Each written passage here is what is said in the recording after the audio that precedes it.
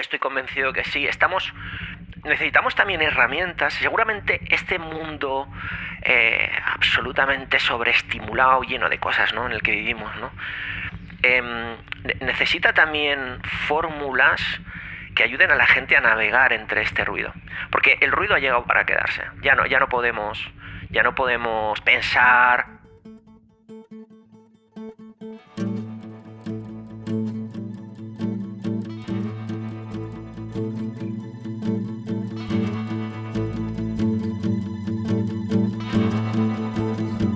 Su atención, por favor. Mi nombre es Roger Casas Alatriste y en este podcast conversaremos sobre la economía de la atención con personas expertas en la misma, ya sean creadoras, curadoras o consumidoras de contenidos. Hoy en Su atención, por favor, hablaremos con Andoni Luis Aduriz, chef de Mugaritz, restaurante con 2 estrellas Michelin y el único en el mundo que ha pasado 14 años seguidos entre los 10 mejores de la lista 50 Best.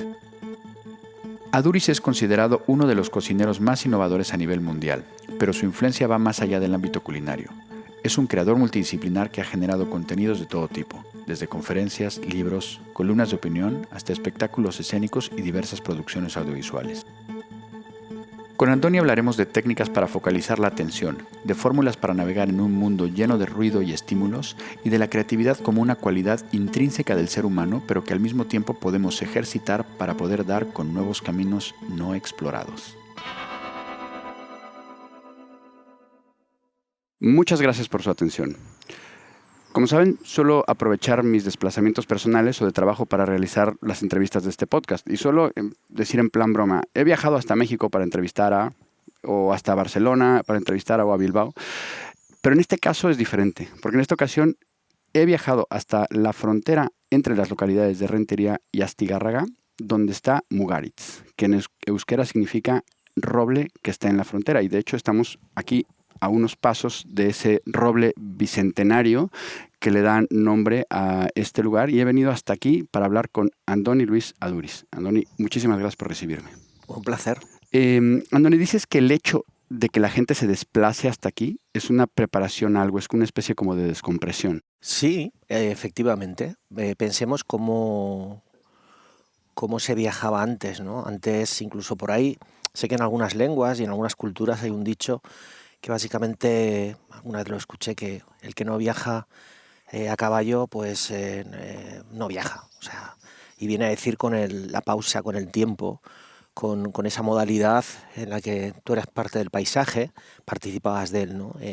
Si eres una persona con una vida social activa, por motivos profesionales, por ejemplo, y te toca recorrer muchos lugares del mundo, sea la paradoja, como es mi caso, que has podido estar 7 veces en Australia, 8 o 10 veces en Perú, has podido estar unas 20 veces en Estados Unidos, has podido pasar pues 4 o 5 veces por Hong Kong, y así podíamos seguir infinidad de veces, de infinidad de ejemplos, ¿no?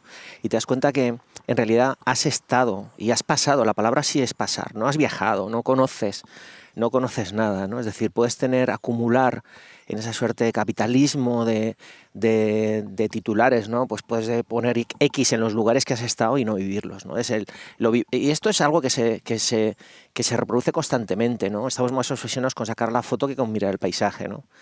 Y esto, claro, pues lógicamente te lleva a la otra reflexión, ¿no? Yo muchas veces cuando me cuesta, por ejemplo, hablar de sostenibilidad, pues hago lo contrario, ¿no? Pienso que es insostenible y simplemente en ese juego de espejos llego a la conclusión que la sostenibilidad estará al otro lado de lo insostenible, ¿no? Y en este caso, respondiendo a tu pregunta, pues sí, efectivamente, si estamos ahora mismo consumiendo trayectos, pues lógicamente te das cuenta que cuando alguien viene a Mugaritz, parte del ritual, más allá de que hay un ritual imaginario, ¿eh? O sea, tú igual en México ya te estás preparando para llegar, pero ya cuando estás aquí en el hotel y te preparas, ¿no? Estás en capilla como los toreros, te estás cambiando de ropa, te has duchado, atas la botonadura y luego ya te espera un transfer o coges tu vehículo y llegas, el llegar ya es una parte del viaje. Claro, y que me sirve para dar un poquito más de contexto de dónde estamos, porque además de estar a unos pasos de este roble, estamos en una terraza rodeados de árboles, a unos pasos de una carretera donde pasan muchos camiones y que se nos colarán por el audio, y también de muchos pájaros que están trinando, y que esto también es parte de este contexto y de este pacto. Hablaba con Daniel Innerarity, que entiendo que es amigo tuyo y además colaborador con quien han escrito el libro de Cocinar, Comer y Convivir, y hablaba sobre ese pacto, y él hablaba de esa lectura pausada que piden sus libros y que piden sus ensayos. ¿Cuál es ese pacto que se establece o que se pide establecer con las personas que vienen a Mugarit? Bueno, nosotros tenemos la suerte de que aquí hay la cobertura justa, ¿no? Hubo un momento hasta que no había cobertura, pero volvemos a lo mismo, ¿no? Tú puedes ser un consumidor de experiencias que simplemente llegas aquí porque te han contado que pasan cosas que son excepcionales y, bueno, quieres simplemente tacharlas de tu lista, o realmente puedes ser una persona que le va a prestar interés a algo que se sale un poco del guión, ¿no? Y bueno, nosotros muchas veces decimos, ¿no? Aquí viene gente sensible, aquí viene gente que le han dicho que viene gente sensible, y aquí viene gente que quiere parecer sensible aunque no lo sea, porque aquí le han dicho que llega gente sensible. Entonces, esas serían las tres formas también que tenemos un poco de abordar una experiencia, ¿no? Le puedes poner más o menos interés, más o menos atención, y en relación a eso, pues lógicamente se ve de diferente manera, ¿no? A ver, Mugarit se abrió en 1998. Correcto. Por lo cual te habrán tocado unos 10 años de mesas antes de que llegaran los smartphones. ¿Cómo nos cambia o cómo nos han cambiado a los comensales esta conexión constante, o mejor dicho, distracción constante? ¿Cómo nos vemos desde fuera? Bueno, yo creo que hemos cambiado las misas por las mesas hoy en día, ¿no? Se han cambiado muchas cosas, ¿no? Yo lo que sí presiento, y quizá hay una parte en la que no nos ha venido mal desde una perspectiva egoísta, ¿no? Y es que hoy en día podemos ser contadores, todos podemos ser contadores de historias, ¿no? Podemos ir construyéndonos una suerte de relato que dé color a la vida que queremos que los demás vean de nosotros, ¿no? Que los demás perciban que tenemos, ¿no? Entonces, bueno, lógicamente, pues visitar cosas no tiene el mismo significado hoy que hace 20 años o hace 30, ¿no? Antes seguramente era algo genuino, y hoy también lo será para mucha gente, pero es verdad que parece que hay una mediación de todas estas opciones de poder mostrar lo que hacemos, y bueno, pues distorsiona también, o sea, tenemos más pose que antes quizá, ¿no? Entonces, bueno, yo particularmente en estos últimos 10 años, no tanto la tecnología, porque a nosotros se nos ha superpuesto otro hecho, ¿no? Y es que hemos cada vez cogido una dimensión más internacional. Claro, entonces es como te digo, ¿de qué se murió? ¿De COVID o sabes? ¿O del accidente? Bueno, pues no sabemos, pero las dos cosas eran... A nosotros lo que nos ha sucedido es eso, que hemos cogido una dimensión internacional.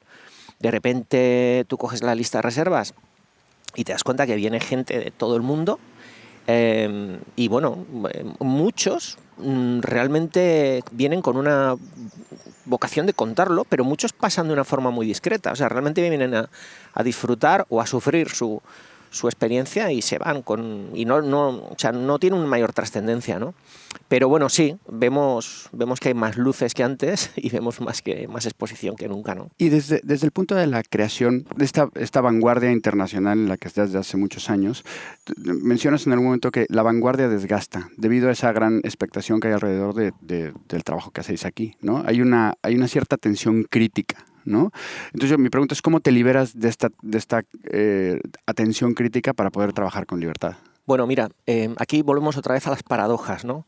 A veces la forma de vivir con más discreción es en una gran ciudad llena de gente, porque pasas desapercibido. A veces pasas más desapercibido entre la multitud que en una localidad con 20 habitantes, que los 20 están pendientes de ti, ¿no? Hay un dicho aquí en euskera que se dice aquí en vasco, que es pueblo pequeño, infierno grande, ¿no? Tú puedes estar en una gran ciudad. A mí, de hecho, me sucede en muchas ocasiones tener que viajar a una gran ciudad y estando solo y estar en un hotel, y yo callejeo y me siento en paz porque realmente nadie me presta atención, ¿no? Entonces, bueno, con esto te trato de explicar lo siguiente, ¿no? Antes, para ver el mundo, también como metáfora, antes para ver el mundo tú tenías que desplazarte. Ahora depende en dónde estés y cómo seas, tú te sientas y el mundo pasa delante tuyo, ¿no? Entonces, bueno, yo he aprendido en el ruido, en esa especie como de burbujeo, pero que es un burbujeo que también está lleno es efímero. O O sea, yo vivo en un mundo efímero, ¿no? Titulares, ¿no? Polémicas, que son muy grandes, ya son globales, pero también se consumen muy rápido, porque la siguiente polémica llega a los 2 segundos después, ¿no? No hay memoria, hemos perdido la memoria, y esto, bueno, pues tiene su parte buena y su parte mala. Este es un restaurante muy criticado, para que la gente se haga una idea, ¿no? Es un restaurante que está en los libros de culto de algunos y en los libros de grandes dramas de otros, ¿no? Y en cualquier caso, tenemos que entender, para que veas la presión cómo se mide, ¿no? Yo al equipo les decía, mira, yo sé que nosotros trabajamos para hacer a la gente feliz y para realmente aportar algo, ¿no? A nuestra profesión y a la vida de la gente que nos visita, ¿no? Este es el objetivo. Por el medio ocurre que hay gente, pues bueno, que no encaja con lo que nosotros hacemos y se produce lo que son críticas, ¿no? Cuando tienes una crítica en tu mundo diseñado para la excelencia es como un pelo en la sopa. Molesta mucho. ¿Cómo es la manera que tenemos de eludir el daño que hace un pelo en la sopa? Pues muy fácil, haciendo sopas de pelo. Entonces nosotros lo que hacemos es, frente a la creatividad discutida, más creatividad. Frente a las críticas con vocación de hacer daño, hay un momento que te está el volumen de críticas, que el que critica ya sabe que la solidez que tú tienes, de alguna forma, esa crítica premeditadamente dañina, pues queda también diluida, ¿no? Entonces, bueno, cuando entiendes todo esto, tú puedes seguir haciendo tu trabajo abstrayéndote un poco de lo demás, ¿no? Te cuento una cosa que me acaba de pasar hace rato que estaba desayunando aquí en Franchilla sí. a unos escasos 600, 700 metros. Sí. Estaba desayunando y estaba un poco ocioso, abrí Google Maps y dije, voy a buscar restaurantes. Y entonces me salían los 2 restaurantes que hay aquí en la zona con 4.6 estrellitas, 4.7 y Mugaritz con 4.0 y yo, ok, esto explica mucho cómo funciona esto, ¿no? Bueno, fíjate una cosa, porque la gente, para entender este mundo casi distópico en el que vivimos, simplemente voy a poner un dato que cuando yo se lo contaba a la gente le suele hacer mucha gracia, ¿no? Yo decía, mira, para que entendamos el cruce de realidades que se soportan y que se sujetan y que sujetan las realidades, ¿no? Yo, en una de las listas más reconocidas, más reputadas y sobre todo de más alcance a nivel mediático, que es la de FitTVs, no quiere decir que sea la mejor, yo no voy a entrar ahí, simplemente es una de las más conocidas, ¿no? Nosotros hemos estado ahí 14 años en el top 10, es decir, hemos sido el único restaurante en el mundo que ha estado entre los 10 primeros durante 14 años. Ahora estamos entre los 20. Bien, imaginémonos, yo le explicaba a la gente, mire usted, yo, según el FitTVs, soy el 7º restaurante del mundo, el 3er restaurante del mundo, el 5º mejor restaurante del mundo, según esta lista. Bien, según el TripAdvisor, en mi pueblo, que hay 20.000 habitantes y seguramente hay 30 casas de comida, restaurantes, bares o 50, soy el número 16. O sea, ha coincidido que nosotros en el mundo estábamos más arriba que en el pueblo. Y esto, dices, bueno, pero esto alguno de los dos se equivoca, ¿no? Bueno, son realidades diferentes. O sea, son culturas diferentes, visiones diferentes y que son paralelas. Es decir, tú lo puedes abordar desde tantos lugares como listas quieras hacer, ¿no? Porque claro. Nadie me ha preguntado si quiero estar en la lista de los mejores restaurantes del mundo. Igual me interesa estar en la lista de los restaurantes que más retribución económica logran con menos trabajo. O estar en la lista de los restaurantes más felices del mundo. O estar en la lista de los restaurantes, yo qué sé, más queridos. Es decir, tú puedes hacer muchas listas y puedes hacer muchos rankings. Uno tiene que saber que luego se cruzan opiniones que, bueno, que son, pues eso, pueden ser divergentes y son lícitas, ¿no? Sí, fíjate que a mí me da esa impresión a veces cuando veo estas galas de las estrellas Michelin y que veo estas grandes fiestas que se arman y luego yo tengo la duda si estos reconocimientos, estos grandes reconocimientos son más bien un factor de distracción para la atención de lo que quiere hacer un chef. Puede ser. De hecho, hay chefs que realmente han entrado en depresión cuando han puesto demasiada responsabilidad en terceros, ¿no? Yo aquí, y esto lo explico y yo lo comparto con el equipo, uno de mis objetivos fundacionales en el proyecto Mugaritz fue abstraernos de todas las listas y guías, siendo muy respetuoso con todas, también bailándoles un poco la cuerda, pero en el fondo nosotros lo que debíamos de ser es dueños de nuestro propio destino. Y esto es lo que me ha ocupado y me ha preocupado. Pongo un ejemplo muy sencillo. Hay una lista que se llama The Best Chef. El año pasado, si no me equivoco, en una gala en no me acuerdo qué ciudad europea, se sorprendieron mis colegas porque a mí me colocaban en el puesto número 3 del mundo y yo no fui. Entonces yo ahora, cuando me colocan en el número 20, igual voy. Porque en el fondo, vuelvo a insistir, yo no puedo, yo tengo que respetar lo que dicen de nosotros, pero yo no puedo, no quiero, no deseo poner la responsabilidad que nosotros hacemos y somos en manos de terceros. Porque esto si no acabará de la siguiente manera, como los niños con las notas. Si no se explica bien, se le da relevancia a la nota en el examen, no a lo que responde esa nota. La nota responde a lo que has aprendido. Es un código que ayuda a identificar que realmente tú has aprendido. Has aprendido de 9, has aprendido de 10. No, lo importante es la nota, da igual si has aprendido. En ese momento copias, robas, haces lo que sea, ¿no? Y nos metemos en una sociedad donde al final las referencias están equivocadas, ¿no? Y de hecho las notas yo creo que a final de cuentas nos pueden servir para muchas cosas, pero no para la felicidad, desde luego. Bueno, te puedes volver tremendamente infeliz con todo el reconocimiento del mundo, porque en el fondo el resto te reconoce, pero tú no te reconoces a ti.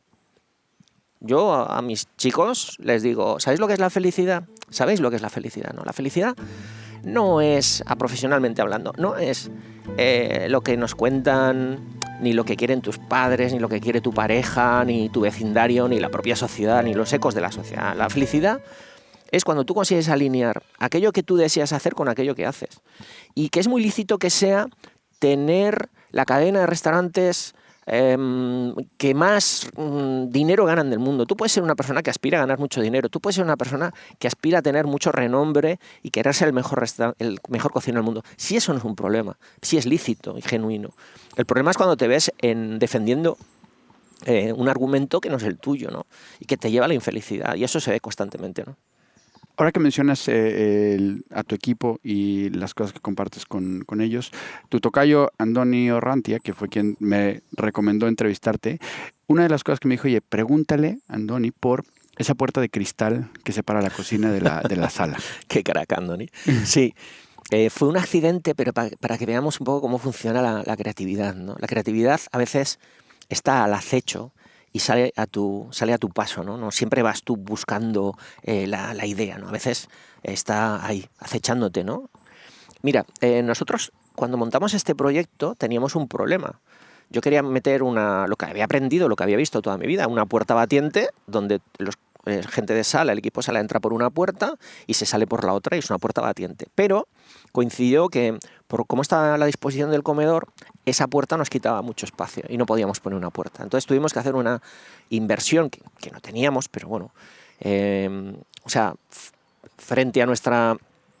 la rabia que me dio, porque yo no quería gastar dinero en eso, prefería gastar dinero en otras cosas de la cocina, bueno, pues tuvimos que poner una puerta. Y entonces, ¿qué pasó? Que yo observaba aquello y claro, me daba cuenta que cuando hay un servicio tenso donde tú quieres correr, no puedes correr, la puerta te marca el paso. Yo observaba que la gente de sala quería salir disparada hacia la sala, pero en el momento que llegaban a la puerta te tienes que parar casi en seco, te tiene que detectar la célula y entonces en ese momento se abre la puerta y les obligaba a dar un paso sereno.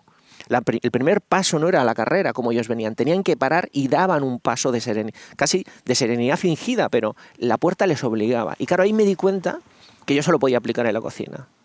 Y entonces dije, ¿cómo consigo, sin montar una secta, sin hacerles budistas a todos estos, ni darles orfidal, cómo consigo yo tener un equipo de gente que mantenga la atención en lo que está haciendo y no estén con las manos en automático haciendo algo, cocinando, con una mente puesta en lo siguiente y en lo siguiente disparada hacia un futuro inmediato de cosas que hay que resolver en una cocina, porque al final es una lucha contra el tiempo, ¿no? Claro, y dije, tengo que pensar algo.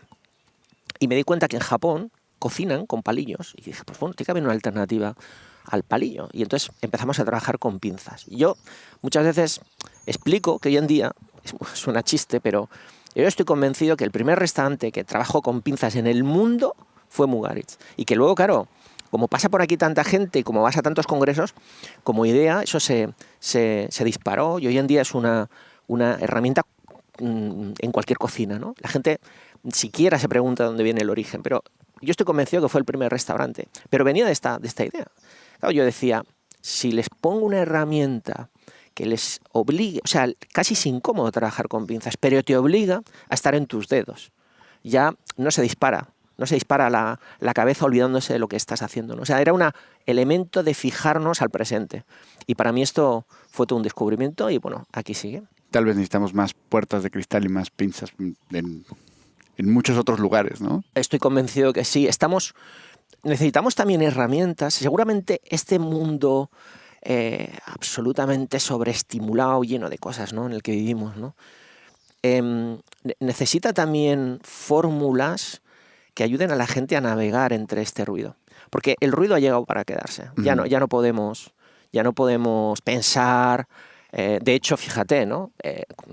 Tú haces una presentación de cómo es Mugaritz y casi es un lugar casi de retiro, ¿no? Tú te escapas un poco. ¿Cómo te puedes escapar a la paz?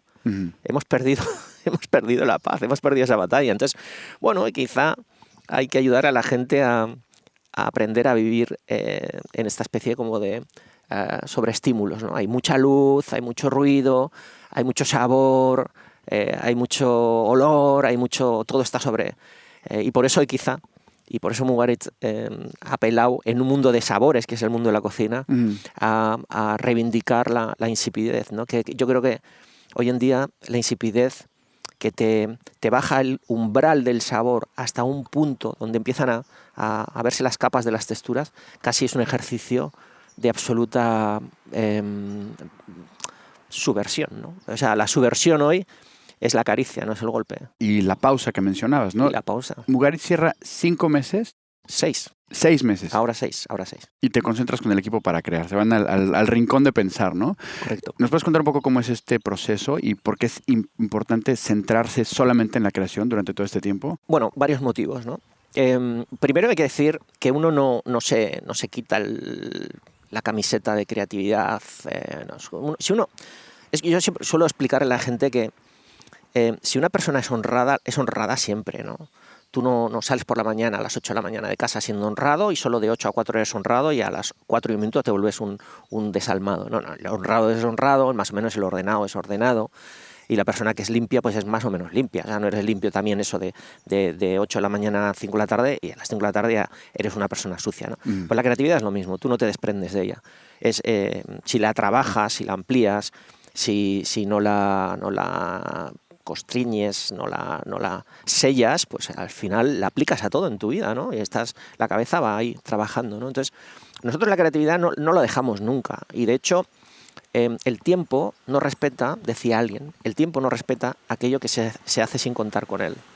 Entonces, claro, es muy interesante entender que las buenas ideas, las ideas que buscan tener un sentido, tienen que compostar.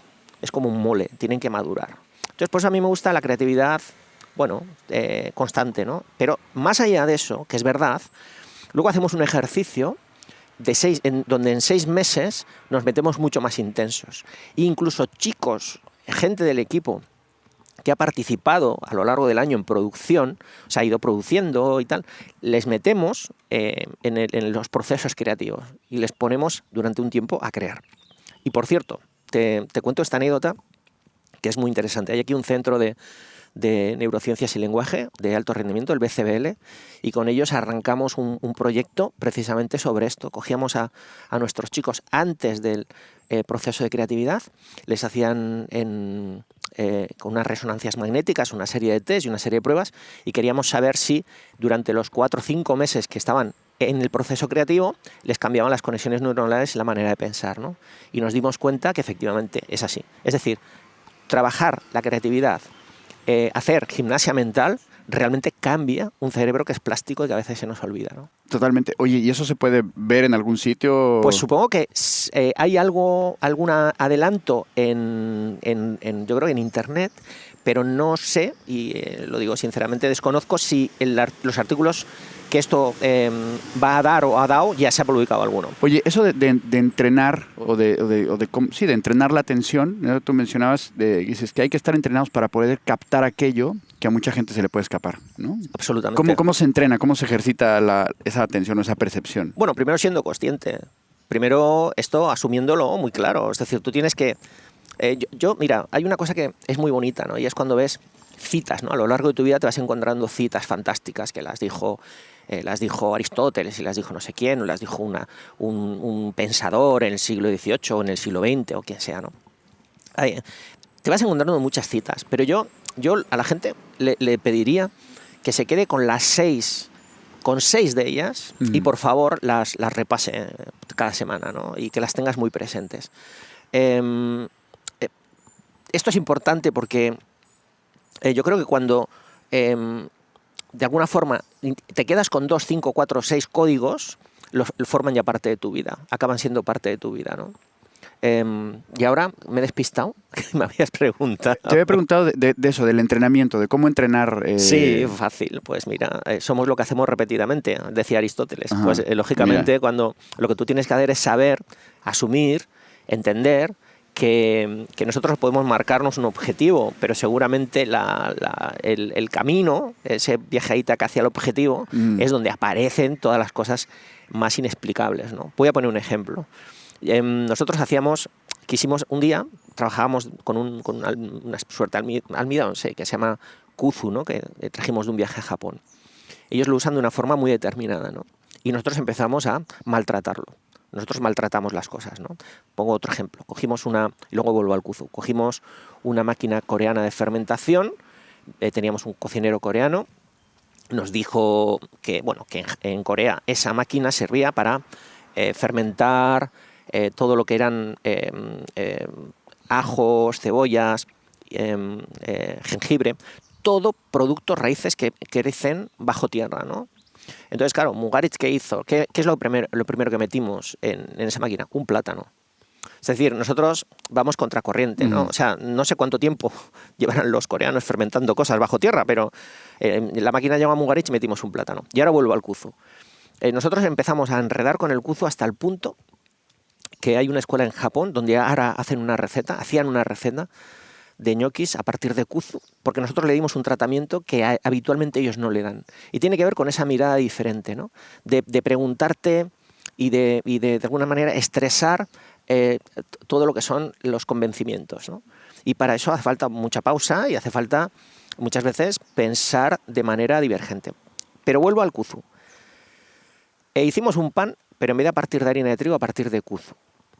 Se hizo el pan, aquello fermentó, el molde en el que estaba quedó una suerte de masa con alveolos, blanca, pero blanca cristalina, ¿no?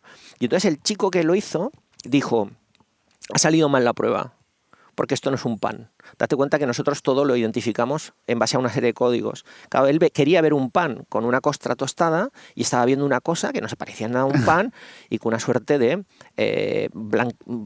una blancura como si fuera un papel, un folio. Claro, le dijimos, aquí hay una oportunidad. Lo estás mirando mal. O sea, lo estás mirando desde un código erróneo. O sea, aquí no hay un pan. Aquí hay una cosa que no había habido nunca antes. Entonces, no le llamemos pan. Entonces, esto es un bizcoflán. Fíjate qué textura tiene. O sea, abstráete y pruébalo. Y claro, resulta que estabas delante de algo que era cremoso, pero no tenía grasa. Y claro, allí es el mundo de la sutileza. O sea, la oportunidad está en ese punto casi gris, en la sombra, donde te obliga a mirar mucho más, porque está en la sombra. Y este es el ejercicio de la creatividad, entender esto, que las cosas no están a la luz debajo de un foco, las cosas están ahí, un poco, a la sombra, ¿no? Y exactamente, y esa es la forma hay que educar esa mirada. Hasta ahora hemos hablado de, digamos, tu enfoque como creador en el campo de la gastronomía, pero tú haces muchísimas otras cosas. Escribes libros, artículos desde hace ya 10 años casi en el país, además de dar charlas y hacer, bueno, espectáculos con la Fura del Baus. ¿Cómo aplicas estos preceptos a esa otra creación que no es necesariamente gastronómica? Bueno, es como si... Bueno, aquí hay varias cosas. O sea, esta respuesta tiene varias... Seguramente tiene que ver con el carácter de uno, ¿no? Yo soy una persona curiosa. O sea, dices, ¿tú eres cocinero? No, yo soy curioso. Yo soy un curioso que me ha tocado caerme en una cocina y cocino. Y me da mucha satisfacción, ¿no? Pero me da mucha satisfacción porque resulta que a través de lo que hago, en un lugar que se supone que era un restaurante y le dimos una patada y ya no pone que no es un restaurante en ningún sitio, pues realmente era una oportunidad de aprendizaje extraordinaria, ¿no? Y también de cruzarnos a otros mundos que realmente nos generan mucha curiosidad. A mí me interesa mucho cualquier actividad creativa, cualquier persona creativa me llama profundamente la atención, y pensemos que yo observo a la gente desde una perspectiva de sobremesa, es decir, están esos códigos que acompañan a los grandes personajes que de alguna forma están obligados a representar el personaje y ser prudentes con lo que opinan, que siempre de alguna forma está sujeto a hechos o a cosas que de alguna forma están confirmadas, ¿no? Pero claro, cuando estás en un territorio de sobremesa, bueno, es un poco ese territorio, como te decía yo, sombrío, que permite ya no solo hablar de certezas y de lo que sabe, sino que de alguna manera la gente se desarma y cuenta también lo que opina.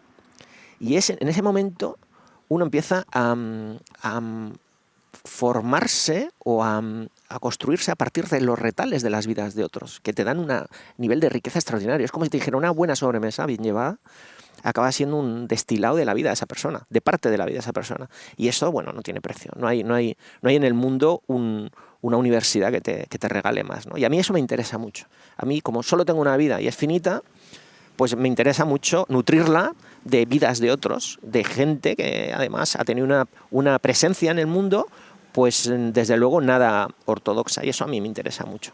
Oye, ¿y cómo te organizas para hacer tantas cosas? Bueno, pues haciendo muchas más, o sea, es decir, bueno, pues hombre, aquí lo bonito sería decir, no, la visión holística de la vida, no, pues hay una visión...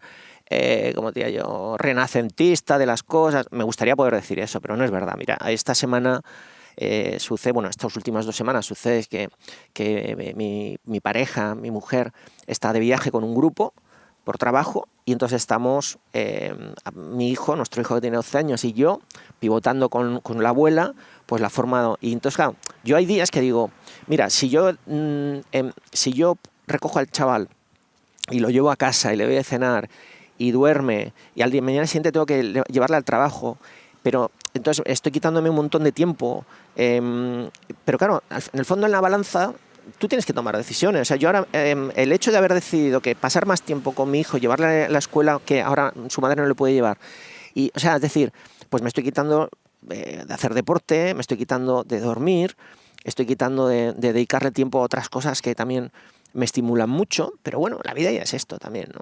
Son tomar decisiones, ¿no? Y bueno, pues no sé, repartirlas también siguiendo un poco las pulsaciones de tu no sé, de tu corazón. Bueno, sí, suena un poco así pedante, pero... Y al final nos acaba dando la vida, ¿eh? Bueno, sí, hombre, prescindes de muchas cosas. Sí. Prescindes de muchas cosas. Yo hoy, por ejemplo, esta noche viene un amigo mío cocinero extraordinario, que si es por él, me tiene hasta las 4 de la mañana tomando mezcales, ¿no?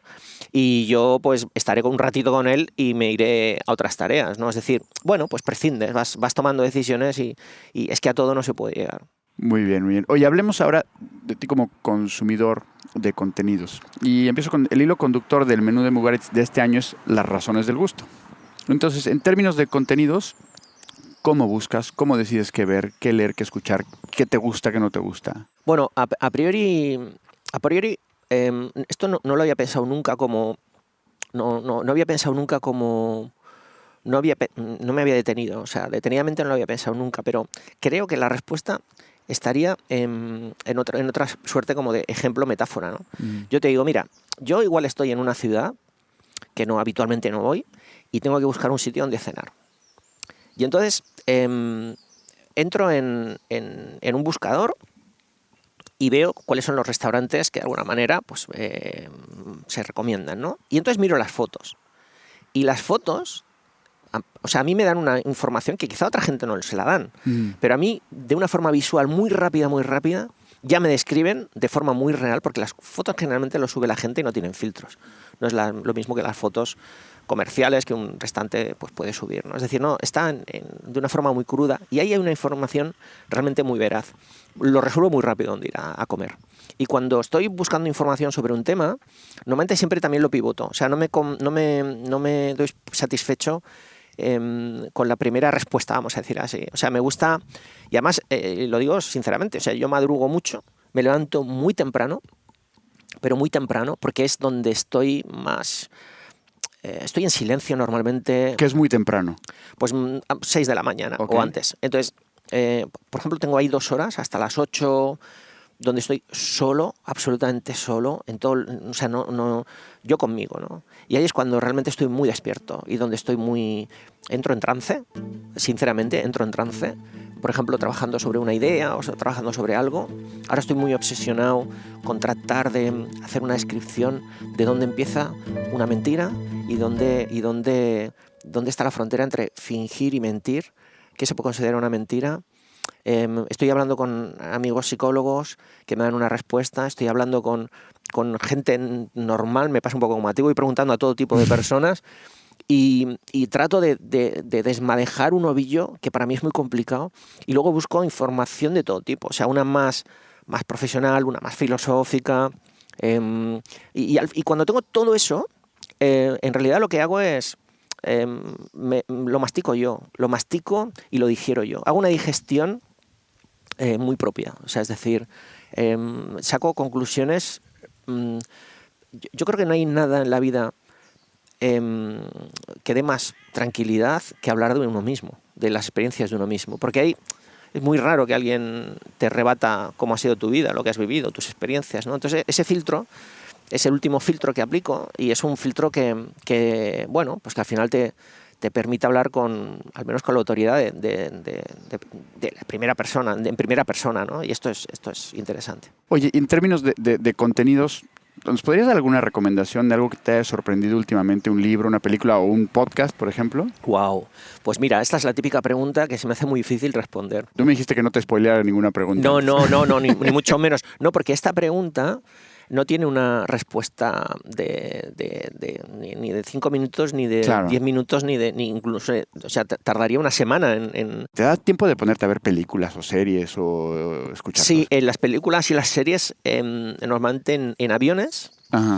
O, por ejemplo, cuando hago bicicleta estática, yo en la escuela de cocina, esto así te lo digo en voz, que era una FP, o sea, tenías asignaturas de todo tipo, tenías asignaturas de lengua y tenías asignaturas de religión o ética y tenías, bueno, de todo tipo, ¿no?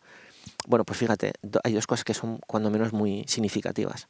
En la escuela de cocina yo suspendía gimnasia, que no suspende nadie gimnasia, o sea, solo te pones un chándal y te aprobaban, ¿no? Y das una vuelta al campo y ya está, estabas aprobado. Bueno, pues yo suspendía gimnasia, pero es que suspendía cocina también. Entonces, es muy interesante esto, ¿no? Es para analizarlo. Y en cambio, pues no sé, hay otras cosas que siempre me han interesado más, ¿no? Y ahí es donde, por ejemplo, la historia me ha interesado mucho. Y ahí es donde me puedo abstraer y puedo estar absolutamente ahí concentrado, ¿no? Para responder sobre algunas cosas tengo que hacer los deberes. Perfecto. O sea, para darte referencias de libros, para darte referencias de series y tal.